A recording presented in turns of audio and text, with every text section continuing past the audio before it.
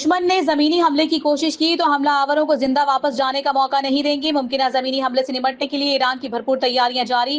ایران کی مسلح افواج کے اعلیٰ کمانڈر نے ممکنہ زمینی کارروائی کے خطرے کے پیش نظر فوج کو سخت ہدایت جاری کر دی ہیں۔ ایرانی فوج کے آپریشنل کمانڈر چیف امیر حاتمی نے ایک اعلیٰ سطح کے عسکری اجلاس سے خطاب کرتے ہوئے فوجی کمانڈرز کو ہدایت کی ہے کہ امریکہ اور اسرائیل کی سرگرمیوں کی مسلسل نگرانی کی جائے تاکہ کسی بھی ممکنہ زمینی کارروائی کا فوری اور مؤثر جواب دیا جا سکے۔ امریکی صدر ڈونلڈ ٹرمپ کا ایران کے خلاف جنگ جاری رکھنے کا اعلان، آئندہ 2 سے 3 ہفتوں میں حملوں میں شدت لانے کی وارننگ، سمجھوتہ نہ ہونے پر تیل و بجلی تنصیبات کو نشانہ بنانے اور ایران کو پتھر کے دور میں پہنچانے کی دھمکی۔ جنگ کے بعد قوم سے پہلے خطاب میں کہا، ایرانی قیادت اور فوج کو تباہ کر دیا، ہمیں مشرق وسطیٰ کے تیل کی ضرورت نہیں، آبنائے ہرمز سے تیل لانے والے خود آگے آئیں۔ اسرائیل، سعودی عرب، قطر، UAE، کویت اور بحرین کا تحفظ ہر صورت یقینی بنایا جائے گا۔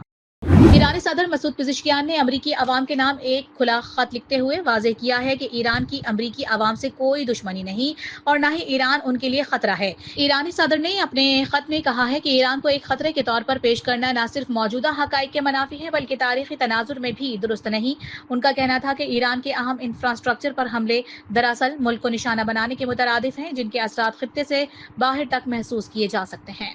تاریخ گواہ ہے کہ ایران نے کبھی دشمن کے سامنے سر نہیں جھکایا۔ ایرانی قوم اور افواج حملہ آوروں کو نشان عبرت بنا دیں گے۔ ترجمان ابراہیم ذوالفقاری کا سخت رد عمل، امریکی صدر ڈونلڈ ٹرمپ کا خطاب مسئلہ خیز قرار، واضح کر دیا کہ ایران نے امریکہ سے جنگ بندی کی درخواست نہیں کی، آبنائے ہرمز یقینی طور پر دوبارہ کھلے گی لیکن امریکہ کے لیے نہیں۔ اسرائیلی فوج کے رات گئے تہران پر شدید حملے، سرکاری انفراسٹرکچر کو نشانہ بنانے کا دعویٰ۔ ایران میں ایک اسپورٹس ہال پر امریکی میزائل حملے میں 21 شہری شہید ہو گئے، شہید ہونے والے افراد میں 9 عمر بھی شامل۔ وزارت خارجہ کے ترجمان اسماعیل بقائی نے کہا ہے کہ حملہ صوبہ فارس کے شہر لامرد میں اسپورٹس ہال پر ہوا۔ تہران پر اسرائیلی حملوں میں ایران کے سپریم لیڈر مجتبی خامنہ کے مشیر اور سابق وزیر خارجہ کمال خرازی شدید زخمی ہو گئے جبکہ ان کی اہلیہ شہید ہو گئیں۔ ایرانی حکام کے مطابق امریکہ اور اسرائیل کے حملوں میں اب تک 1937 افراد شہید ہوئے جن میں 240 خواتین اور 212 بچے شامل ہیں۔ ایران کے جوابی وار اسرائیل اور امریکی تنصیبات پر حملوں میں تیزی، UAE میں 37 امریکی فوجیوں کو ہلاک کرنے کا دعویٰ۔ اسرائیل پر میزائل حملوں کی تازہ لہر، تل ابیب سمیت متعدد شہر دھماکوں سے گونج اٹھے، کئی عمارتوں اور گاڑیوں کو نقصان پہنچنے کی اطلاعات، خطرے کی سائرن سن کر بھگدڑ مچ گئی، بنکرز کی طرف دوڑنے والے 6 اسرائیلی آبادکار زخمی، 1 ہلاک۔ اسرائیل کے لبنان پر حملوں کا سلسلہ جاری ہے، بیروت سمیت مختلف علاقوں میں فضائی بمباری سے حزب اللہ کمانڈر سمیت مزید 16 افراد شہید جبکہ 26 زخمی ہو گئے۔ لبنانی وزارت صحت کے مطابق اسرائیل نے 3 گاڑیوں کو 3 میزائلوں سے نشانہ بنایا جس کے نتیجے میں سینئر کمانڈر یوسف ہاشم سمیت 7 افراد شہید ہوئے۔ لبنان میں شہداء کی تعداد 1318 ہو گئی۔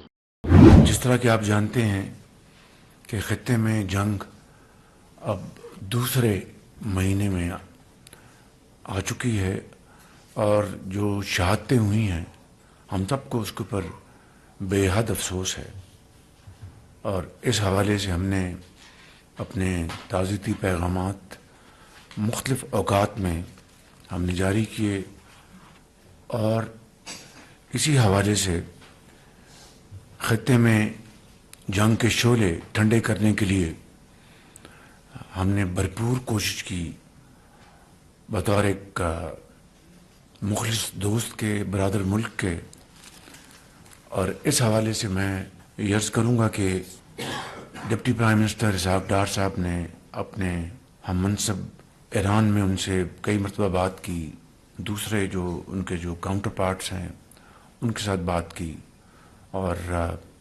ان تک محنت کر رہے ہیں۔ ابھی چین سے ہو کے آئے ہیں، ان کے بازو کو چوٹ بھی آئی لیکن اس کی انہوں نے پرواہ نہیں کی، اور اسی طریقے سے فیلڈ مارشل صاحب نے اس حوالے سے کلیدی کردار ادا کیا اور کر رہے ہیں، اور اس حوالے سے میں سمجھتا ہوں کہ الحمدللہ مجھے یہ کہنے میں کوئی باک نہیں کہ پاکستان نے اس جنگ کو بند کرانے کے لیے اور سیز فائر کرانے کے لیے حد المقدور کوشش کی ہے، باقی اللہ تعالیٰ کے ہاتھ میں ہے۔ اور جس وقت میں آپ کی خدمت میں یہ معروضات پیش کر رہا ہوں، یہ ایفرٹس ہنوز جاری ہیں، اور انشاءاللہ میں سمجھتا ہوں کہ اللہ تعالیٰ ضرور اپنی کمال برمارین سے اس خطے میں امن قائم کرے گا انشاءاللہ۔ خطے میں جنگ کا دوسرا مہینہ شروع ہو گیا۔ شہادتوں پر افسوس کا اظہار کرتے ہیں جنگ کے شعلے ٹھنڈے کرنے کی بھرپور کوشش کی ہے. خطے کی موجودہ صورتحال کے حوالے سے وزیر اعظم کی زیر صدارت اہم اجلاس. Field marshal Syed Asim Munir, Peoples party کے چیئرمین بلاول بھٹو زرداری، چاروں صوبوں بشمول گلگت بلتستان کے وزرائے اعلیٰ اور وفاقی کابینہ کے ارکان شریک. وزیر اعظم نے کہا کہ پاکستان جنگ رکوانے کے لیے کوشش کر رہا ہے. جنگ کی وجہ سے بے پناہ چیلنجز کا سامنا ہے. حکومت اور فیلڈ مارشل کی کاوشوں سے پاکستانی پرچم بردار 20 جہازوں کے آبنائے حرمت سے گزرنے کا انتظام کیا گیا. امریکہ تیل پیدا کرنے والا دنیا کا سب سے بڑا ملک بن گیا. یومیہ پیداوار 22 ملین بیرل کے قریب جا پہنچی. امریکہ کی درآمدات کینیڈا کے بعد وینزویلا اہم سپلائر کے طور پر سامنے آ گیا. امریکہ روزانہ 4 ملین سے زائد بیرل بیرون ملک بھیجے گا. یورپ اور ایشیا سب سے بڑے خریدار. مشرق وسطی پر انحصار کم ہونے لگا.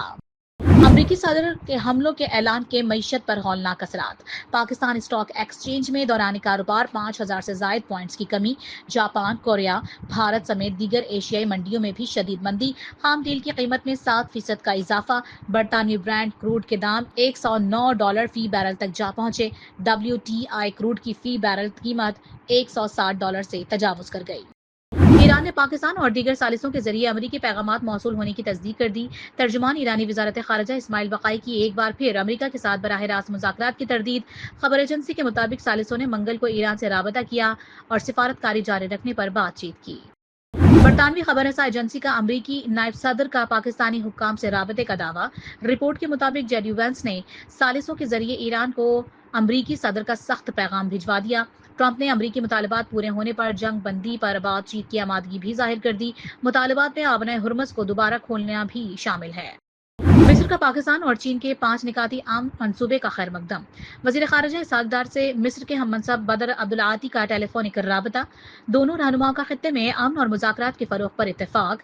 سفارتی سطح پر تعاون مزید بڑھانے اور قریبی رابطہ برقرار رکھنے کا فیصلہ. خطے میں امن کے لیے پاکستان کی سفارتی کوششیں جاری ہیں. مشرق وسطی میں تنازع کا واحد حل مذاکرات ہی ہیں. ترجمان دفتر خارجہ طاہر حسین اندرابی کی ہفتہ وار بریفنگ. کہا اسحاق ڈار کا حالیہ دورہ چین انتہائی اہم پیش رفت ثابت ہوا.